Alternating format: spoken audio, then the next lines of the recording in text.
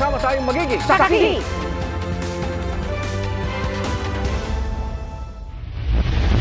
Pinaghahanap pa rin ang isang batang nahulog sa umapaw na creek sa North Caloocan.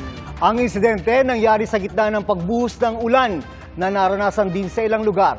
Yan ang aking sinaksihan. Habang bumubuhos ang ulan kaninang hapon sa barangay 176 North Caloocan, may mga batang naglalaro sa may umapaw na creek. Nang biglang, Ayan na po, patulak na yan. Ayan na. Nandun na siya. Sakay siya. isang bata ang nakaladkad ng plastic barrier na inagos ng tubig.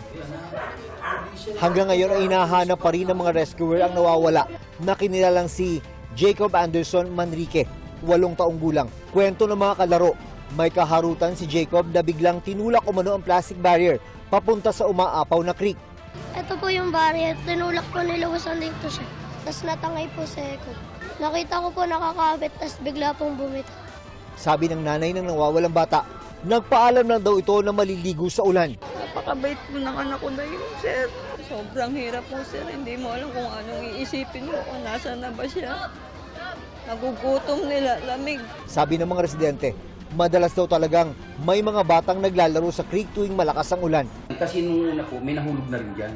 Ay sabi ko, para hindi na maulit yan, yung pong mismong kanal na yan, parang imbudo. Malaki yung bigay, maliit yung labasan.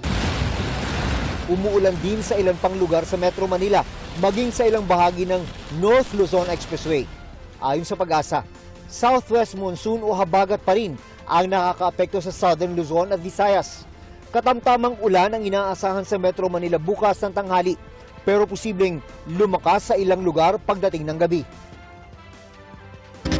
Samantala, arestado po ang isa umanong sub-commander ng DIFF na sangkot daw sa pagsunog ng patrol car at paglusob sa isang komunidad sa Maguindanao del Sur noong 2020. Sa hiwalay na operasyon naman, isang pulis ang hinuli ng kanyang mga kabaro dahil sa pagkakasangkot naman sa ilegal na droga. Saksi sila Emil Sumangil at Marisol Abduraman, exclusive. Pagkaabot ng umunoy biniling droga, dali-daling inaresto ng operatiba ng Parañaque Police ang lalaking yan. Nakuha raw sa kanya ang 20 gramo ng shabu na nagkakahalaga ng 136,000 pesos. Ang suspect, kinilalang si Police Corporal Macnil Baguno na nakatalaga sa National Police Training Institute. Ayon sa pulisya, isinagawa ang buy-bust operation matapos ituro si Baguno ng mga nahuling drug personality. Na-recover din ang kalibre 45 na baril, magazine at mga bala. Is it the service firearm po? That is not the service firearm. Ayon kay NCRPO Chief Major General Melencio Nartates Jr., dati nang naiugnay sa illegal drug activity ang suspect. Meron din daw summary proceedings sa kanya dahil sa pagiging absent without official leave o award. Meron ng decision ang isang summary hearing officer or recommendation for him to be dismissed. So pinaghahanap na siya at hindi nga mahanap-hanap. Isinailalim sa drug test ang suspect at ayon sa pulisya, nagpositibo siya sa shabu. Mariing itinanggi ng suspect ang aligasyon. Pinag-initan lang daw siya dahil umano sa mga binunyag niyang korupsyon. Wala pong bypass, ma'am, na nangyari. Pinasok po ako. Pero based sa result ng drug test, ikaw ay nagpositibo. Madali lang naman gawin yun, ma'am. Painumin ka lang ng tubig, pwede ka naman mag-positive. Sinampahan ang suspect ng reklamong paglabag sa Comprehensive Dangerous Drugs Act of 2002 at illegal possession of firearms. Inaresto naman sa poblasyon Datupiyang, Maguindanao ang umunoy sub-commander ng Bangsamoro Islamic Freedom Fighter o BIFF na si alias Bayawak. Pero habang isinisilbi ang arrest warrant, may mga sinubukan umanong makialam. Huwag ka muna makialam dyan. Huwag ka muna makialam. Huwag ka muna makialam. Sali ka sa construction. Hindi, sa ano tayo? Kumuna sila tayo. Sige, sakay na. Hindi, huwag ka na makialam. Nag-legal na ako sa... Sige. Nabitbit din siya kalaunan ng mga otoridad. Ayon sa pulisya, wanted sa patong-patong na kaso ang suspect. Ayon sa CIDG, si alias Bayawak at mahigit 100 pa niyang tauhan na miyembro rin ng BIFF ang lumusob sa isang komunidad sa Datupiyang, Maguindanao noong December 2020. Sinunog nila yung patrol car, pinagbabaril nila yung simbahan, and inaras nila yung mga civilian doon. Pero anong motibo? May mga binanggit sila na mga motibo, allegedly yung mga may nangyayari sa poblasyon Datupiyang na labag sa Islamic faith. Tinangka rin daw ng grupo na sunugin ang isang simbahan pero nadepensahan ito ng Datupiyang Municipal Police Force. Sinusubukan pa naming makuha ang panig ng suspect. Para sa GMA Integrated News, ako si Emil Sumangil. Ako si Marisol Abduraman, ang inyong saksi. Pansamantalang makakahinga ang mga consumer ng Meralco dahil po may bawas singil ngayong buwan. Pero may big time oil price hike naman simula po bukas. Saksi si Darlene Kai. Bago matapos ang araw, sunod-sunod ang dating ng mga sasakyang humahabol sa pagpapagasolina dito sa Camias, Quezon City. Bukas kasi epektibo ang panibagong taas singil sa presyo ng langis. 1 peso and 75 centavos ang dagdag sa kada litro ng diesel, 85 centavos sa kada litro ng gasolina, at 1 peso and 90 centavos sa kada litro ng kerosene. Gustuhin man daw ng jeepney driver na si Ray Mars na magpa-full tank, hindi kasya ang kanyang pera. Paano pa raw ngayong magtataas na naman ang presyo ng krudo? Sa tansya niya, 200 pesos kada araw ang mababawas sa kanyang kita. Wala tayong magagawa. Pabigat din yun sa amin. Lalo at matraffic dito sa lugar namin ngayon. Pahirap din ito para sa rider na si Anthony. Nasa 20% raw ang tansya niyang bawas sa kita niya kada araw. Mataas yung yung gas pero yung mga rate ng mga apps namin maliliit po. Mahirap talaga po. Dahil may yung mataas na po yung bilihin po eh. Ang price ho ng petroleum products will be very volatile. Ito ho talaga yung every week magsiswing ho ang price depende sa mga report. Saglit namang makahihinga ng maluwag ang mga customer ng Meralco. Halos 2 piso kasi kada kilowatt hour ang tapya sa singil ng kuryente ngayong buwan. Taliwas yan sa dagdag singil na inanunsyo noong nakaraang linggo. Katumbas yan ng halos 392 pesos na bawas sa bill para sa mga kumukonsumo ng 200 kilowatt hours kada buwan. Pero sa mga susunod na buwan, nakaamba rin ang dagdag singil dahil sa pagtaas ng generation charge. Sabi yan ni Meralco Vice President and Head of Corporate Communications, Josel Darriaga.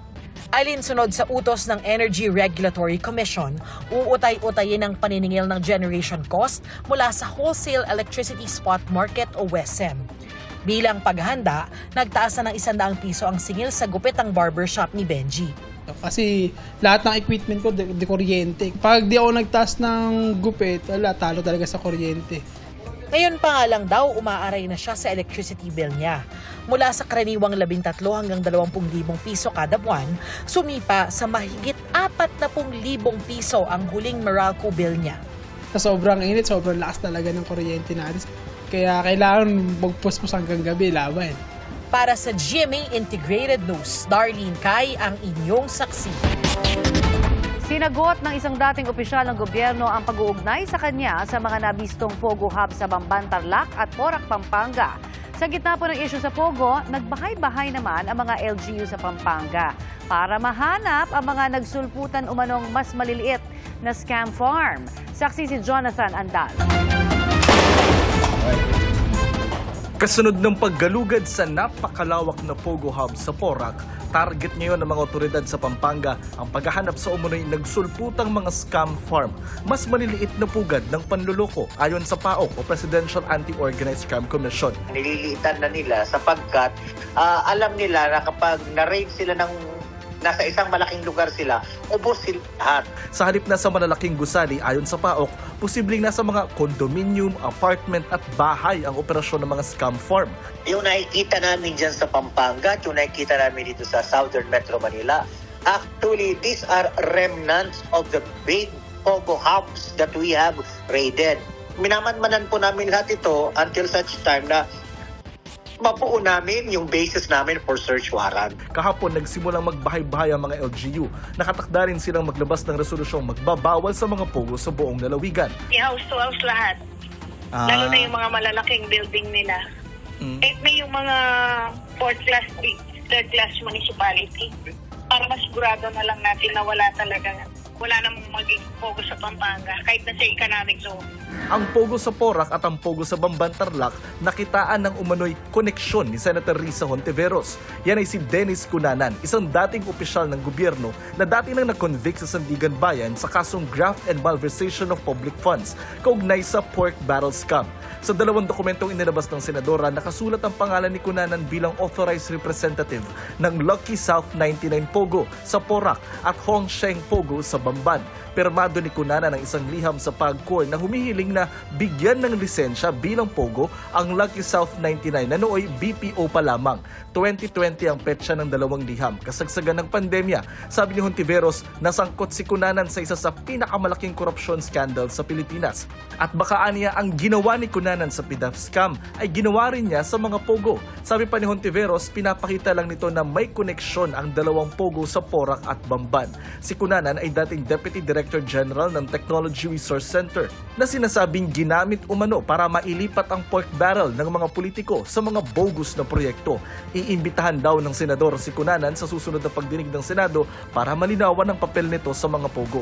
Ayon sa PAOK, nasa matrix nila ng illegal na Pogo si Cunanan na iniimbestigahan na raw nila ngayon. Sabi ni Cunanan sa pahayag na binigay niya sa GMA Integrated News, malinis ang kanyang konsensya at handa siya makipagtulungan sa mga otoridad para matigil ang illegal na gawain ng ilang Pogo.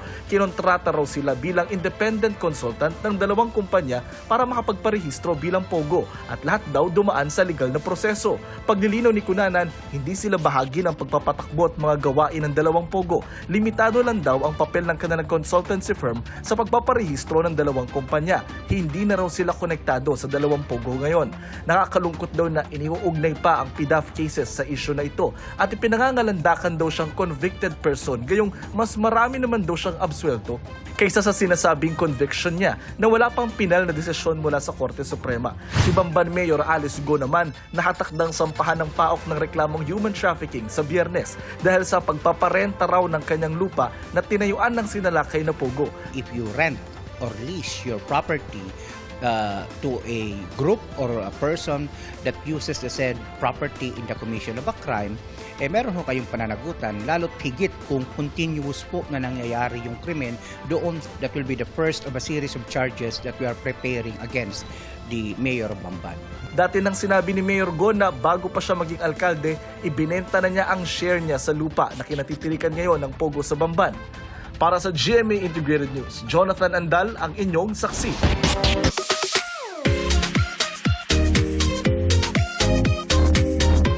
Mag-enjoy sa mga patok na pasyalan sa The Land Down Under, ang Australia.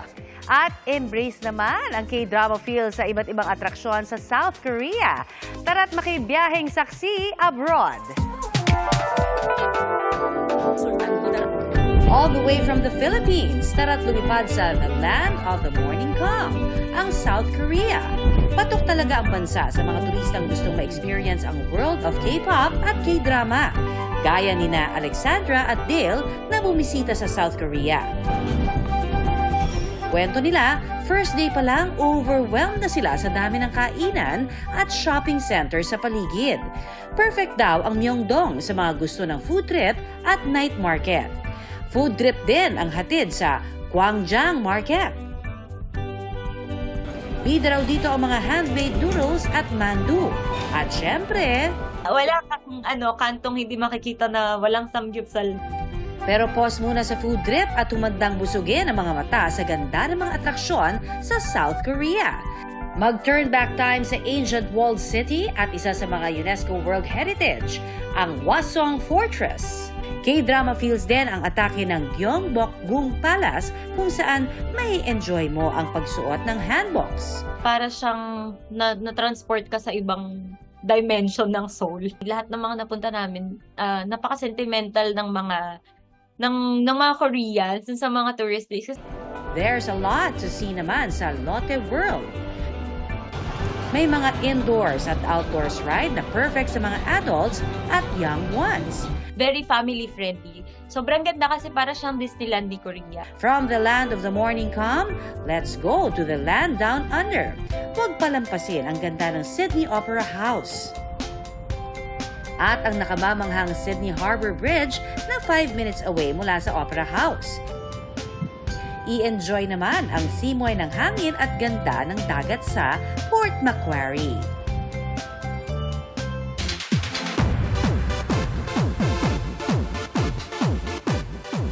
Samantala, maningning na superstar ang magiging bagong kliyente ni Attorney Lilet.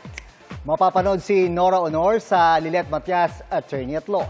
Ang karakter ni Ate Guy na si Chato, haharapin ang kaso ng pagpatay sa asawa ng kanyang mentally challenged na anak.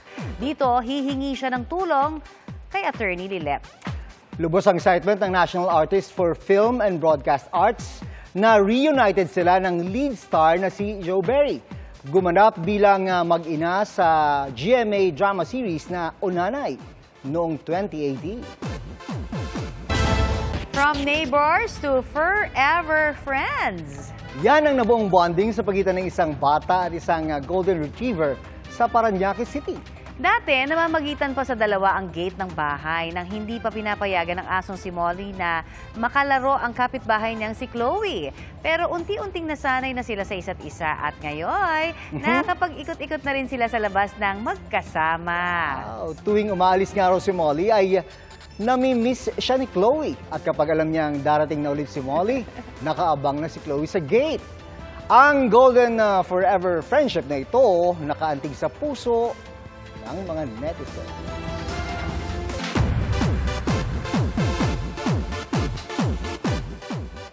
It's a special night para sa Carrots of fans ng 17. Debut kasi ng subunit ni na Jonghan at Wono.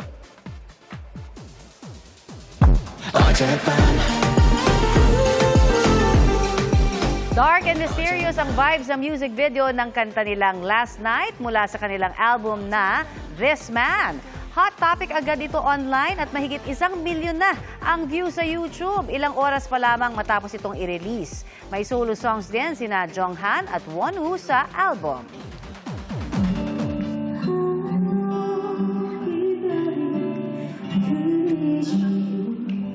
Naging makulay naman ang weekend ng Mamamoo fans sa bansa dahil sa member na si Solar.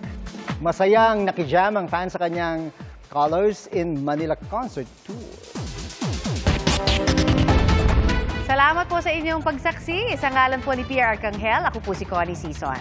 Sa ngalan ni Arnold Clavio, ako po si June Veneracion para sa mas malaking misyon at sa mas malawak na paglilingkod sa bayan. Mula sa GMA Integrated News, ang News Authority ng Filipino, hanggang bukas, sama-sama tayo magiging saksi!